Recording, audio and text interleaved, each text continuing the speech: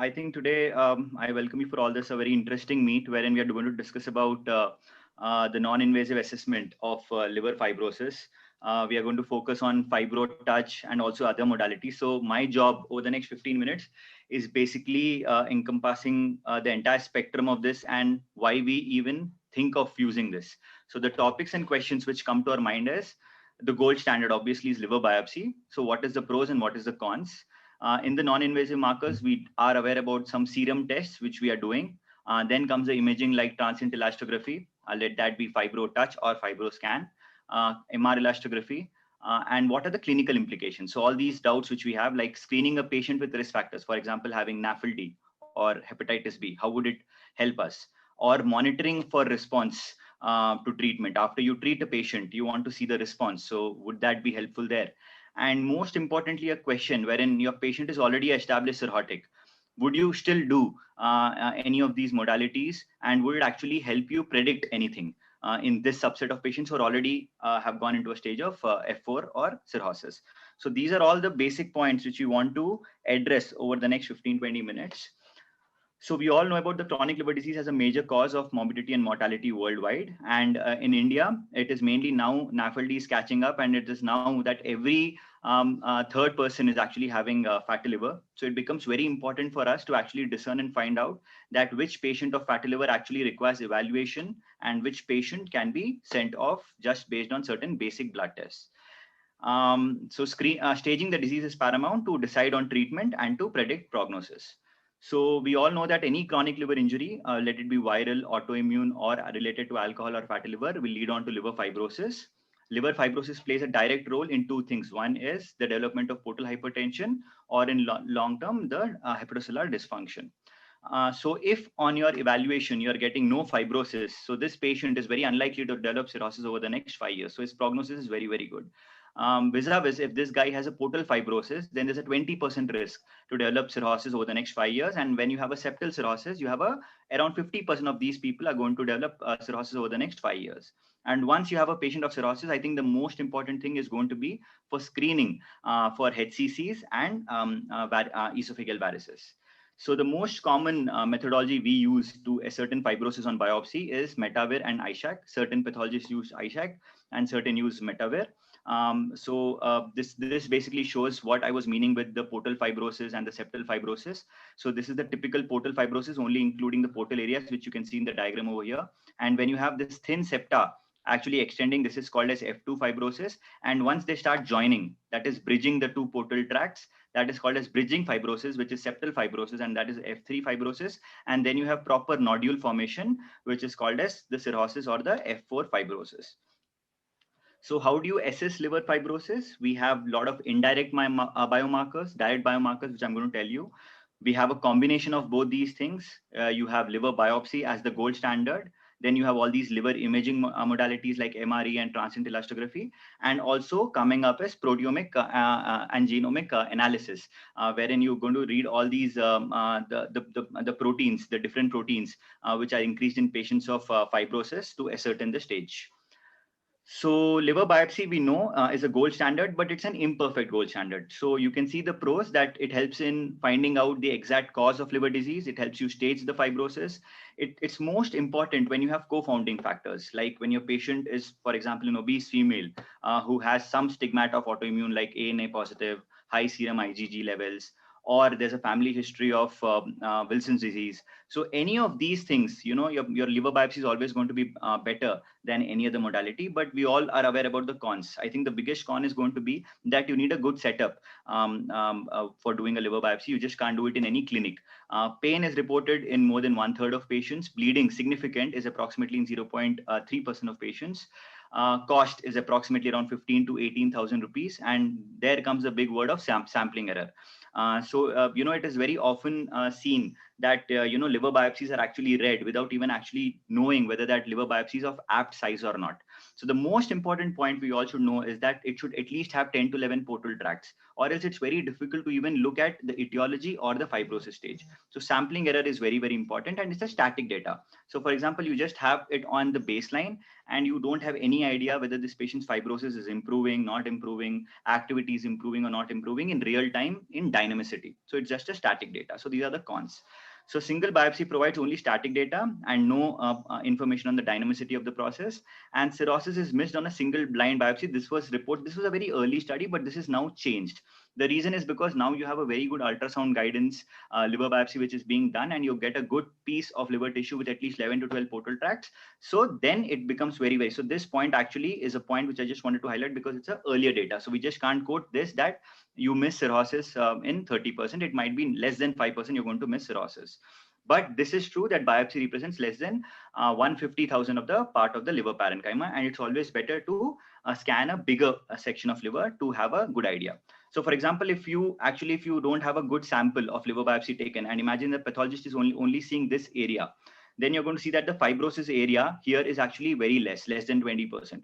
But imagine that if the cut is from here and you're seeing this section of the liver biopsy, then you see that the fibrosis area is more.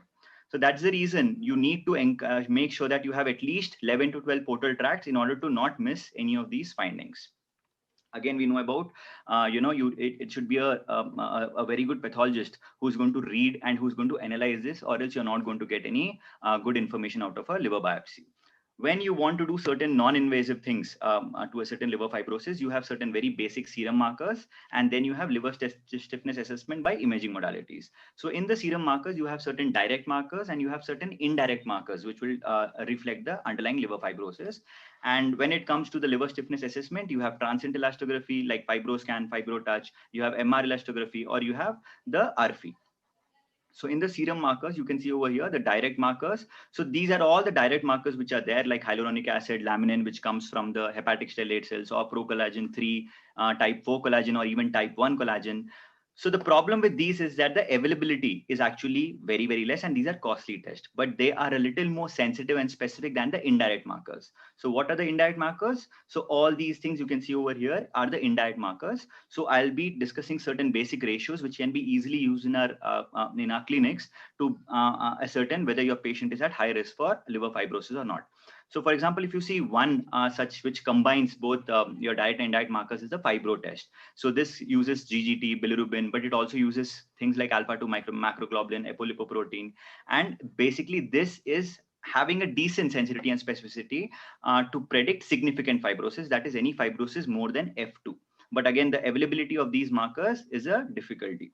So this is again so many, you can see so many lists over here. If I'll tell you the most clinically useful is going to be the AST-ALT ratio. It's a very simple thing for us. Just look at the AST-ALT, and if the ratio is more than 1, you have to be cautious that your patient might be having underlying liver fibrosis. A very simple ratio is APRI index, which is the AST to platelet ratio index. If that score comes anything more than 1.5, again, that has a sensitivity of at least 75% to predict significant fibrosis. The FIB-4 test, again, very, very simple parameters to encompass your certainty for significant fibrosis. This is the NAFLD fibrosis score. So very easily, you can just download the app on Play Store. You can see over here, just put in your age, BMI, whether patient has fasting glucose or not, diabetes or not, and the markers, and it clearly tells you what is the score, and it will even tell you what is the chance that the patient is having underlying fibrosis and what severity of underlying fibrosis. Then comes a transient elastography, which we all use. So elastography is basically an imaging modality used to evaluate the mechanical properties of the tissue according to the propagation of mechanical waves. So vibrations of low amplitude and frequency are transmitted through the tissue, and an elastic shear wave propagates through the liver. And that's what you capture. The stiffer the tissue, the more fibrosis in the liver, the faster the shear wave will propagate. So you can see over here that this is how the probe is being placed on the chest wall. And you can see over here that the basic area which it encompasses would be 4 centimeter in length and 1 centimeter in width. So this is very, very big. So that is why it is around 100 times what liver biopsy would actually ascertain and give you the data on. So yeah, so this is how the graph would plot, and this is how you're going to get the values, whether it is 3 kilopascals or 7.7 or 27. Okay, so operator, how would you basically do a TE test? That is you need to at least fire at least 10 times, and then you have to look at basic two parameters. One is the success rate, and one is the IQR. So IQR should at least be less than 30%. Ideally, it should be less than 20%, and the success rate, as per the books, are around more than 60%. But I target at least more than 90%. So more than 90% and more than 20% are good modalities, which are going to tell you that what reading you're getting of the LSM is actually valid.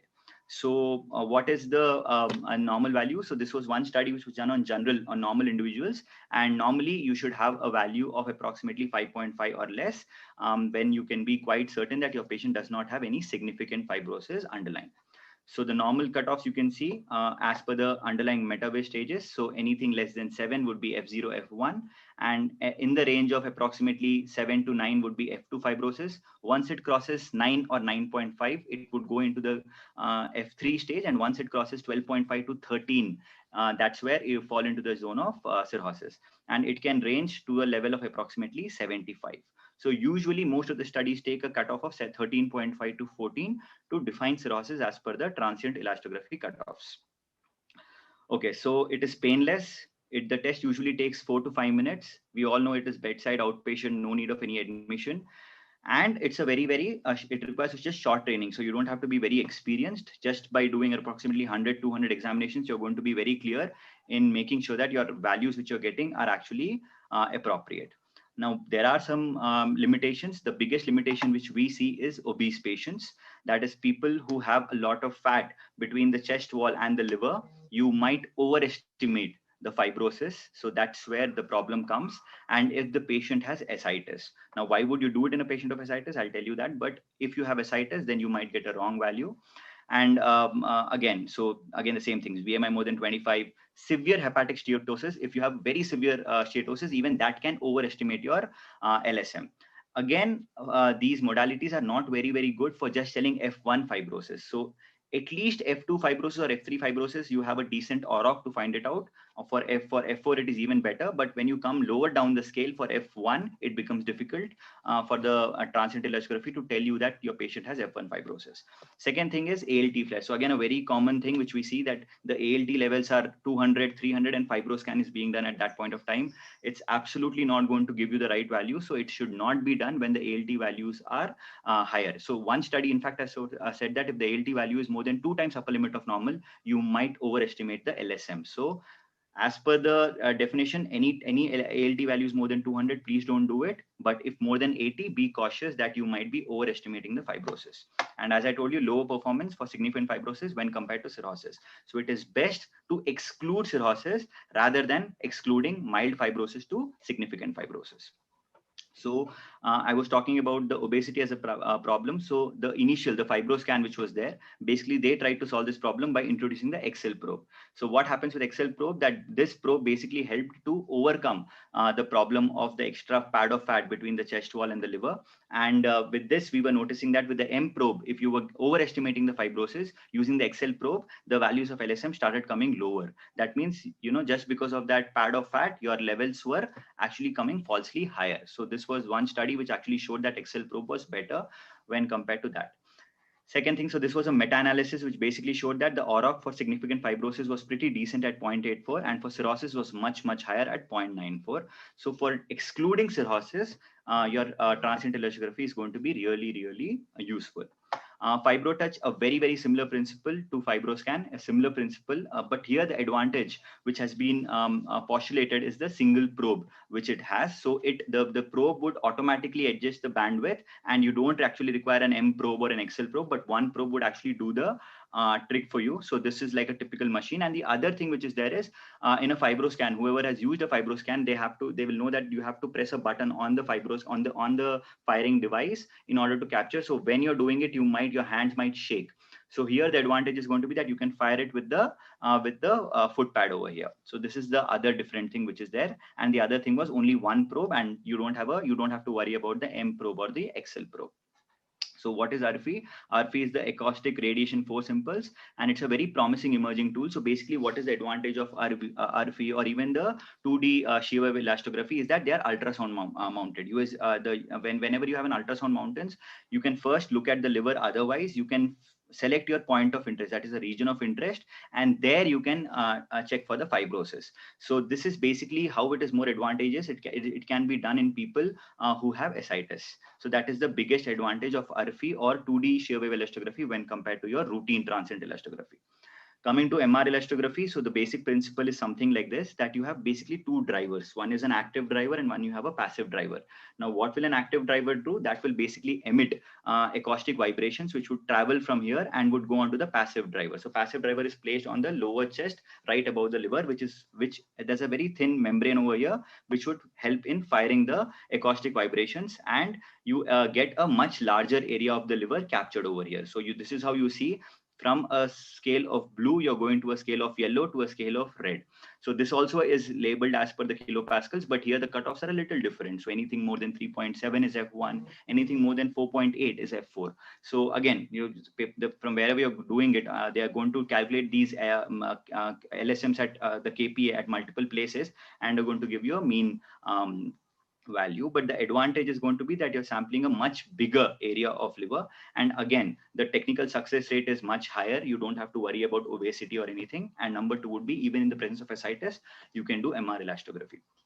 So a question would come up in our mind: how would MR elastography compare in terms with transient elastography? Do we have any studies? So this was one study from Dr. Rohit Lumba's group, which basically did MRE, transient elastography, and liver biopsy. And basically MRE detected any fibrosis, stage 1 or more, with an OROC of 0.2, which was significantly higher when compared to the transient elastography at an OROC of 0.67. And when you incorporated the PDFF, that is the proton density fat fraction, into it, that basically that is mainly for steatosis. So that for grade 2 and more, the OROC was so high, more than 0.90, when compared to the CAP, which is identified in a FibroScan, or a UAP, which is identified in a FibroTouch. So you can see that the OROC was standing at 0.7 and 0.73 vis-a-vis a 0.9 and 0.92 with MRI PDFF. So these are the entire gamut what we have. So you have indirect blood tests, all these AST, ALT ratio, APRI, which are not very specific but can give you idea. And then you go to all these modalities like transient elastography, or the direct blood test like the hyaluronic acid or procollagen 4, and then would be MR elastography. So more accuracy over this, but the problem is going to be that the ease of accessibility is much more with these, like something like with just AST, ALT, or with platelets, or with GGT. If you can get something, people would prefer this over this, obviously, any day, because of the low cost. Then what is the clinical utility in three brief subheadings? One would be screening of patients with any risk factors, and non-invasive monitoring of cirrhosis and its complications. And you want to judge whether whatever treatment you're giving, let it be for NASH fibrosis, or whether it is chronic hepatitis B with advanced fibrosis, whether your treatment is working in terms of reversal of fibrosis or not. So in these three modalities, how does it work? So for example, coming to the first thing of screening the patients with risk factors. For example, any patient walks in with metabolic syndrome and with an ultrasound report carrying fatty liver. So what would you basically do? You would basically tell your GP to at least look for these two scores, that is the FIB-4 score and the NAFLD fibrosis score. So if it is less than the cutoff, less than 1.3 or less than minus 1.4, then this patient is at low risk, and this patient does not require to be sent to a specialist, and you just advise him lifestyle medication. There is no need of any medications as such. But imagine that these two scores, which are very easily calculated by the common LFT and the CBC parameters, and if this is more than this cutoff, then this patient is at a high, intermediate to high risk for having underlying significant fibrosis. This patient needs to come to a specialist, and this is where we do the transient elastography method. And if the LSM comes over less than 8, that means either he's going to have an F0 or an F1 fibrosis, he's low risk, then you're going to start whatever medical therapy you want to start for NAFLD. But if it is more than 8, this group ideally is considered as a high risk for having underlying F2 or F3 fibrosis, which ideally should undergo liver biopsy, because you need to confirm it, and you can give them the benefit of obeticholic acid if it is less than F4. So that is the advantage. So this is one way. Second would be, how would you basically tackle, for example, in hepatitis B? So a very common situation which you had for like immune tolerant hepatitis B, wherein we don't want to treat a patient with immune tolerant hepatitis B, but there was a very interesting study basically from Delhi, which showed that people of immune tolerant hepatitis B, when a biopsy was done, more than 30% of those patients actually had significant fibrosis. So it is very important that you don't leave immune tolerant hepatitis B just like that, but you do certain steps. So this was one of the things which I had written to INAZL.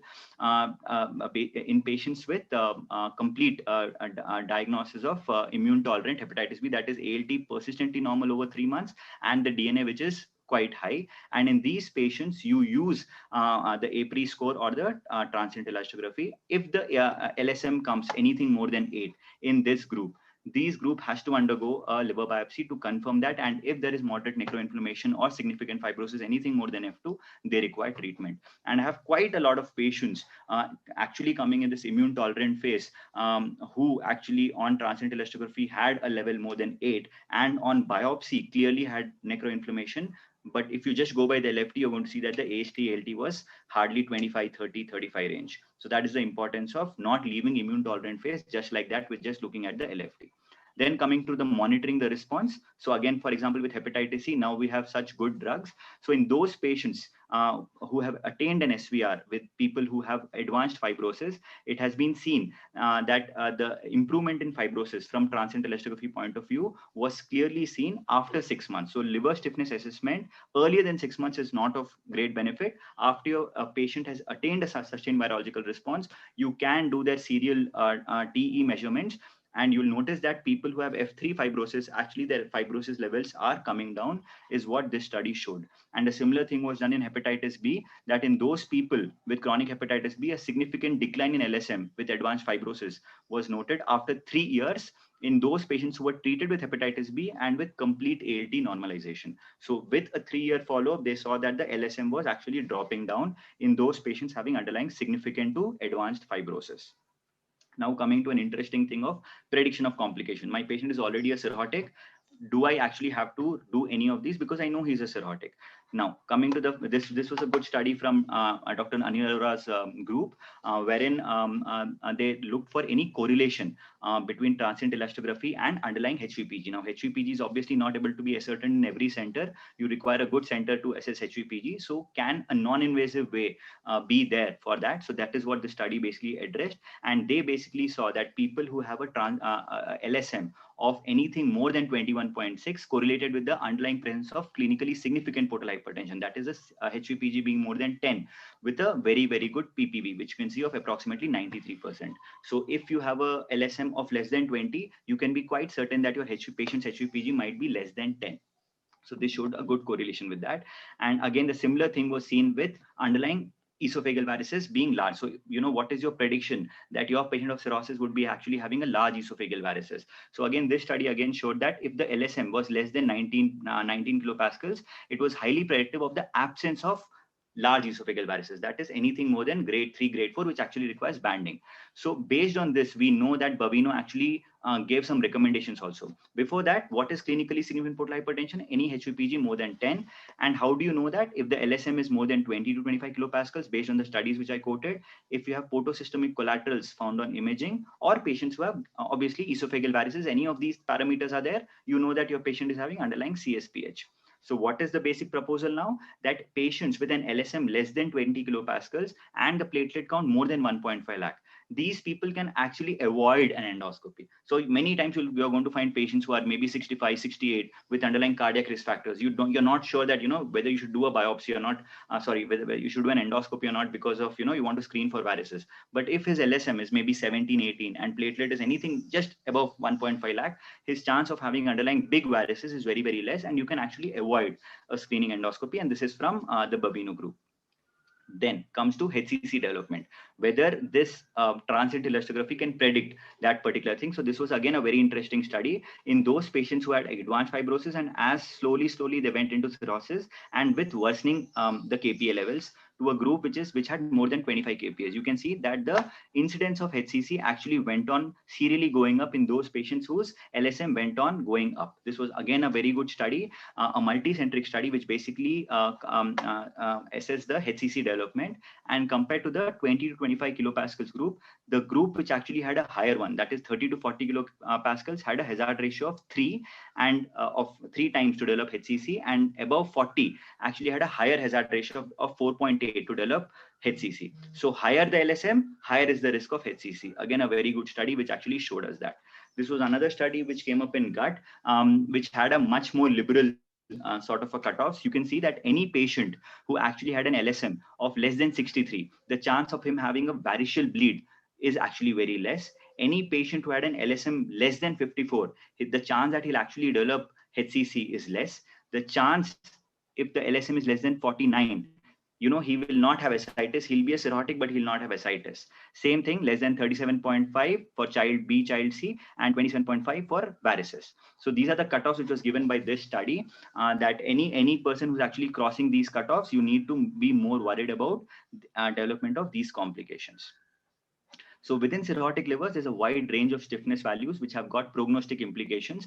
The same information again is not provided by biopsy, which just will tell you that even if you biopsy in those patients, it's going to tell you F4 fibrosis, but you're not going to know about what is the clinical prediction of with either HVPG or development of ascites or with development of HCCs, which a probable transient elastography would be able to tell you. So to conclude, the verdict in favor of non-invasive markers is certainly out in at least few specific conditions which I mentioned. In other conditions wherein you're worried about co-founders like autoimmune, it's obviously better to rely on a liver biopsy in order to confirm it. And continued research is going on in these tests. We are seeing that. And it's always better to probably combine two markers. For example, as I showed you, NAFLD fibrosis score and FIB4 along with a liver biopsy, or sorry, not a liver biopsy, but a transient elastography. And that combination is going to give you a more concordance with your liver biopsy findings. Thank you.